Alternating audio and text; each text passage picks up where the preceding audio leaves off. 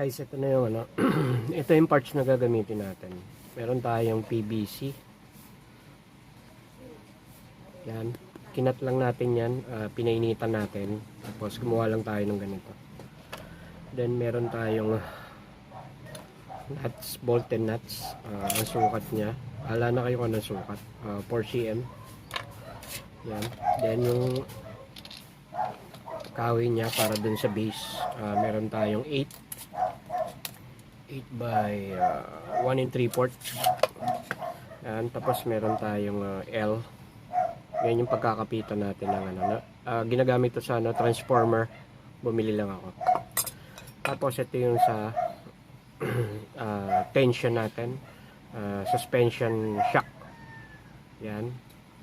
Ito nakuha ko lang sa sirang tripod.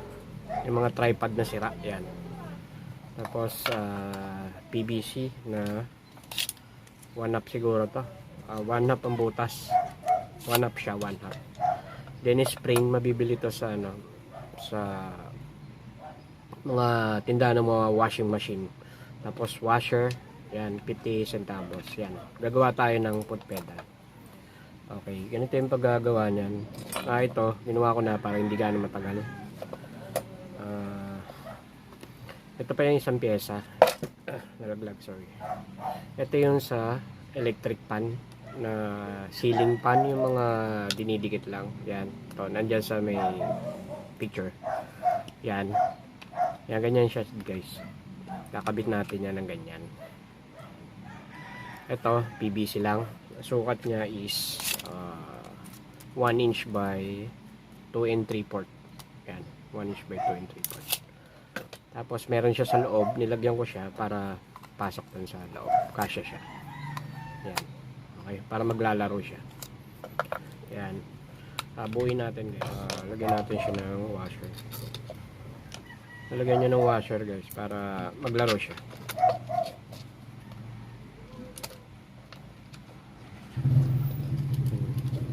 Gawa lang tayo laruan. December kasi ngayon. Pasko. Yan. Tapos screw natin.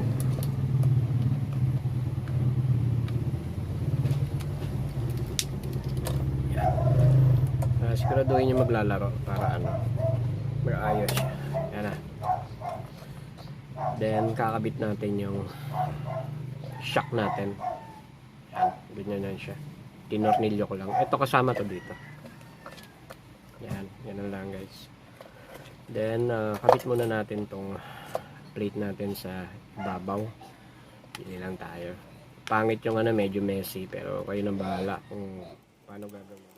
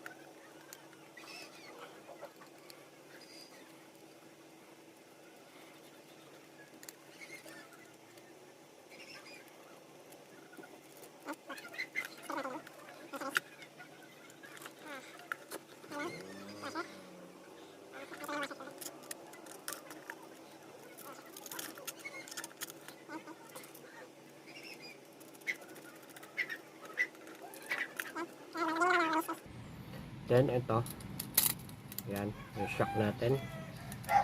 Then pasok natin sa ito siya guys, ganyan. Yan, ganun. Lalagyan nyo na lang ng grasa or oil. Yan.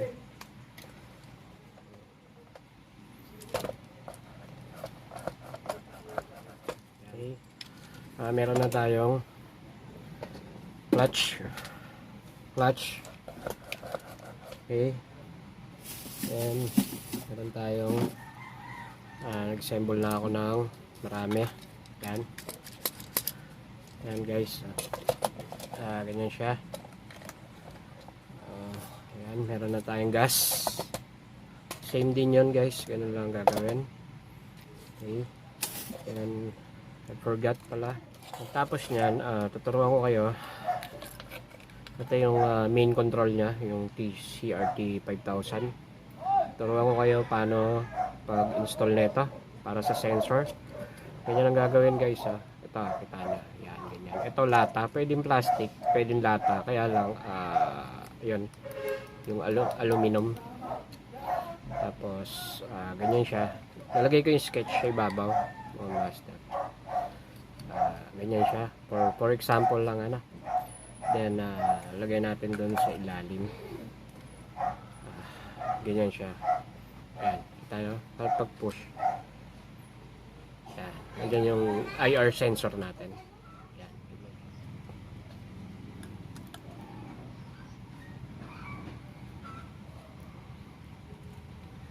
I-glue nyo siya guys ha. Para wala siyang galaw. Ayan. Okay na siya. Titest natin siya mamaya. Pagka sa PC. Tuturuan ko kayo kung paano gagana tong natin. Imbis na potentiometer yung gamit natin, IR yung gamit natin para maganda. Kasi kung kailangan nyo pang gumamit, pag potentiometer, kailangan nyo pang gumamit ng gear. Mahal magpa-print Mahal magpa-print ng pedal. Kaya yan. Sige, kakabit na natin. Ito na guys, naglagay tayo ng adjustment. Yan, tornilyo at saka washer. Para ang function nun is gumalaw siya. Yan. Okay. Para hanggang dun lang yung limit. Yan. Ma-adjust natin yung sensor natin sa ibang yan. Kita nyo? Hindi siya tumama. Yan. Matatouch. Kahit depende sa layo ng layo ng sensor na gagawin natin. Yan guys, ang gagawin ngayon natin is kakabit ngayon natin sa plate para magamit na natin, matitest na natin kung maayos. Yan guys, bumili ako ng tornilyong maliit. Yan na lang siya. Ngayon na lang natin para maganda. Yan, ganyan lang siya. Medyo maliit. Wala akong pwesto sa bahay. Yan. Pakita ko na lang sa inyo pag okay na.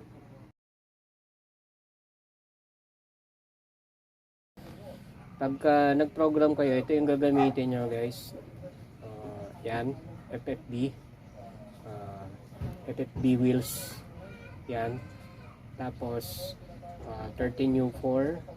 Then pipick nyo yung kung ano yung dito, yung yung COM port. Double click nyo yung reset button. Then upload nyo. Ganun lang guys. Kasi na-upload ko na, hindi ko na gagawin yun. Okay na siya. Na natin siya. Tabi na natin. Then after nyo ma-upload, open nyo tong dalawa. Itong config natin. Configuration. Basta na ba yan? Ito. Yan, open nyo yan. Yan. Kasi kanya-kanya yan eh. Kung makikita nyo guys, hindi siya naka calibration error. Back muna natin sa yan. Ito yung setting ko. Medyo mahirap to pero kaya nyo to. Ang gagawin natin is siset natin siya ng re-reset natin siya. Yan, reset. Then, okay. Yan, nakikita nyo, naka-read na siya. Then, gagawin natin is, saksak muna natin yung motor. Pero naka-off, guys. Yan, sinaksak yung motor niya, pero naka-off. Naka-off yung, off yung motor. Yung, yan kailangan naka-off yan. Tapos yung toggle switch, naka-off din yan. Naka-off yung toggle switch. Yan guys. Then pagkatapos nyan is ganito yung gawin nyo is pupunta kayo ng ng setting, advanced setting. Pindutin nyo itong nasa taas. P kailangan andyan sa plus minus. Tapos ito depende yan sa gagamitin yung ano tawag na ito, encoder. Sa akin pipiliin ko yung 20, yan. Tapos ito yung encoder ko based dun sa setting ko, 1200. Yan, nasa sa inyo yan kung paano yung setting gagawin nyo. Tapos ito, maintain nyo lang ng encoder. Tapos ito, piliin nyo kung ano nakalagay nyo. Arduino analog A0. Tapos analog para doon sa foot pedal nyo. Analog A1. Tapos ito, analog 3. Yan. 2. Sorry guys, 2. Then ito, tanggalin natin dyan, nan na lang yan. Tapos ito, set na natin yan para mabilis, forward na lang natin. Nakalagay kasi sa akin sa digital 7, yung Arduino ko kasi sira yung pin, kaya doon ako nag-umpisa. Yan. Tapos sa 8, yan, sunod-sunod na yan, 7, 8, 9, tapos 12. Walang 13. Tapos analog. Analog. Yan, analog yan. Okay na yan. Sorry. Analog 3. Ang gamit ko analog 3, 4, 5. Yan. Analog 3, 4, 5. Yan. Okay na siya. Then ito, depende kung anong nyo, gamit yung motor, kung left and right ba. Sa akin, mi-maintain ko na lang na munang tatanggalin ko yan. Then, okay na.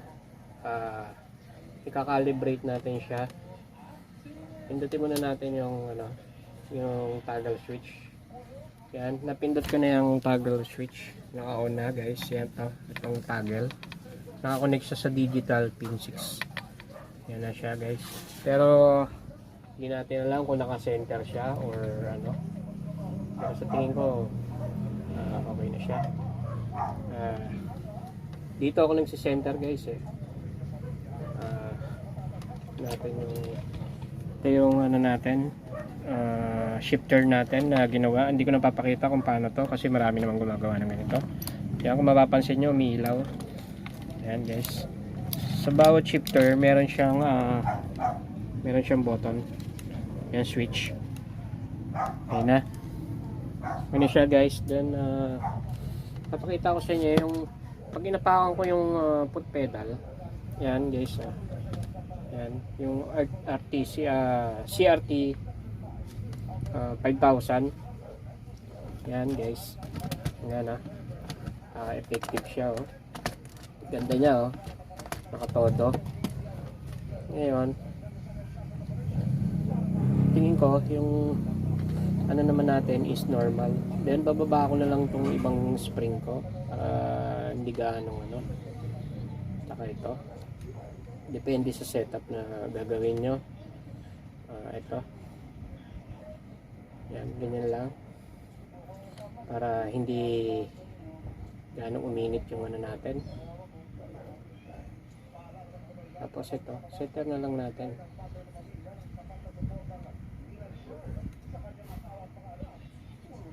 Pero ito masama. Yan, kung mapapansin nyo guys, nagbabago yung Yan. Tapos gagawin natin is i-center natin dito sa may Yan, ganyan ginagawa ko guys calibrate natin. Tapos yan. Yan. Mapapansin nyo yan guys. Yan. Centerin natin siya para maganda. Yan. Yan, naka-center na siya. Then Takan natin yung ano para matodo. And next, up, back. Yan. Next. Yan. Naka-calibrate na siya. Apply, okay. Then ito guys, off natin. Tapos refresh.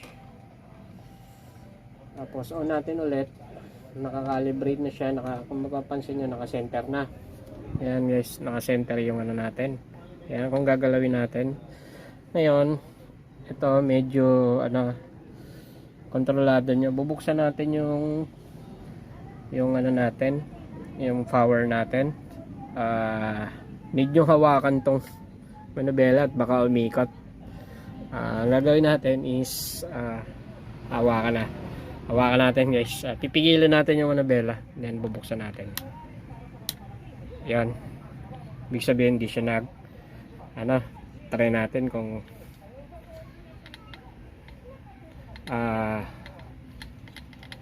wala siyang yon, ibig sabihin na hindi maganda guys. Gagawin natin ngayon is check natin yung dito. Yan. Tapos papatayin natin ulit. Papatayin natin ulit. Then refresh. Yan. Tapos buksan natin ulit guys. Ito okay na to. Patayin na natin to. Yan, okay lang yan na nakaganyan guys. Yan. Tapos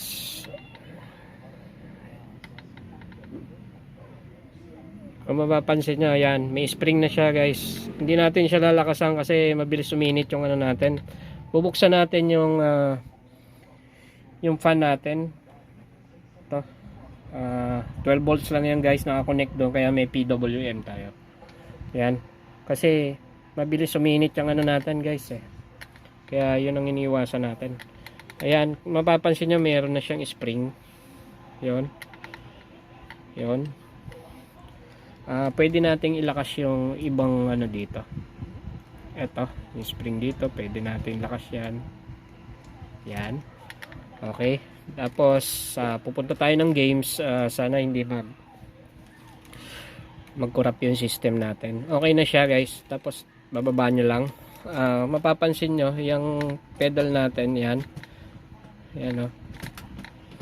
Yan. Function yung TCRT 5000 natin. Itong nasa gitna yung ano natin brake, potentiometer. Yan. Tapos ito. Yan. TCRT 5000 yan guys. Yan. Ganda. Okay na. Check natin sa gauge. Check natin kung gagana.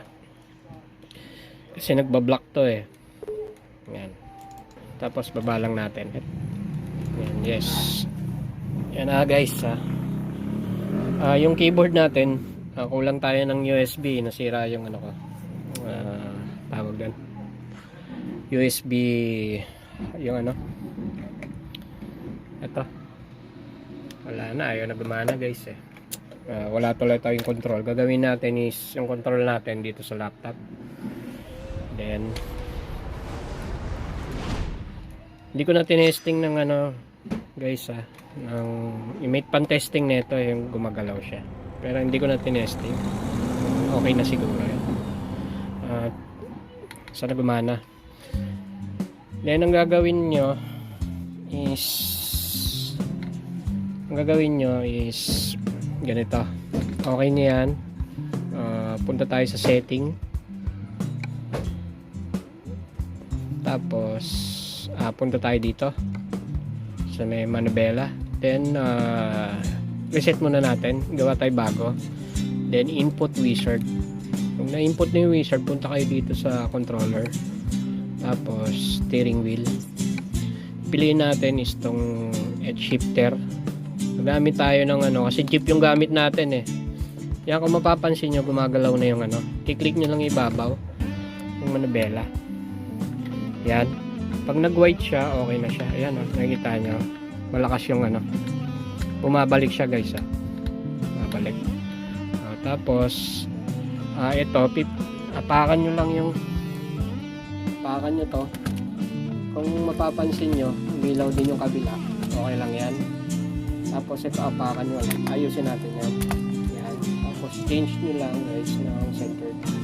Yan, kung maapakan nyo yung brake, okay na. Tapos ito, change nyo lang na center tip. Ayan, dulo-dulo na siya. Tapos itong clutch. Yan, kung mapapansin nyo, hanggang ano siya, dulo. Set na natin yung dulo. Yan. Pwede nating i-adjust lang yan pag sa ano. Yan. I-adjust na lang natin guys. So, okay na siya. Yan. Yan, galing yan kay Railworks. Yan. Yan. Tapos, ang gagawin natin is titest na natin yung ano natin kung gumagana guys yung... Ayan na. Okay na yung isang cellphone natin. Then start natin yung ano natin, jeep natin. Then pindutin natin yung clutch. Then yung shifter natin. Tingnan natin kung under siya guys. Ayan na. Naka-brake yata.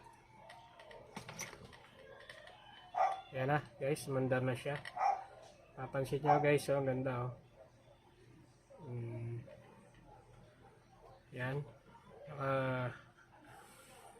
Primera pa lang ako, then segunda.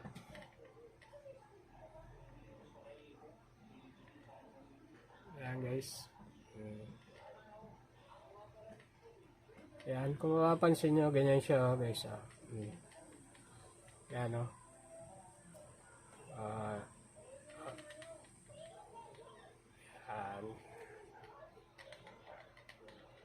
very soft yung ano natin, yung manubela natin. Ayan. Nagbabibrate siya pagka yung gumagalaw. Ayan. Okay na siya guys. Apakan natin yung ano. Tatabi natin. Apakan natin yung brake.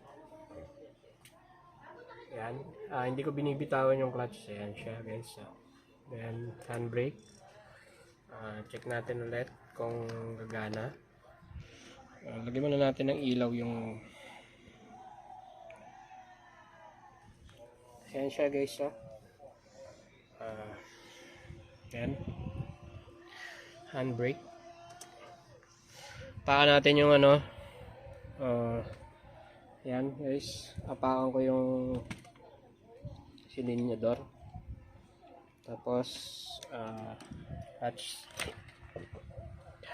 Under na yan guys. Ayan siya guys. Ayan na. Success. Tingnan nyo yung ano. Yung accurate yung ano natin, manabila yan. Pag nababangga, magbabounce yung ano natin. May force feedback siya. Ayan guys. Tapos preno natin sa gitna. Handbrake. Ayan, nakapreno ako. Ayan. Okay na siya guys. Tapos hapakan natin yung clutch natin. Ayan guys. Ayan. Pag nakahapak na, then shifter natin. Ayan. Tapos hapakan natin yung gas. Ayan guys, kung mapapansin nyo, naka-space pala. Ayan, gumagana na guys. Ayan. Ayan guys. Makikita nyo yan. Pag nababangga, nagbabibrate yung ano, yung top natin guys. Hindi ko makita Ayan, ganun lang siya. Success na yung gawa natin.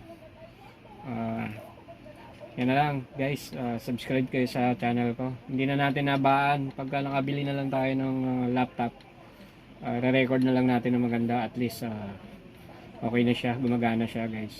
Yan, meron siyang vibration, meron siyang ano, kompleto guys. Pag nabangga, nagba-vibrate siya. Yan, tapos may, yan, bumabalik siya guys. Yan, okay na, hapakan natin. Tapos yung shifter natin, yan, ganun lang siya guys. Thank you nga pala. Sige, okay na yun guys. Salamat sa inyo. Yuhu!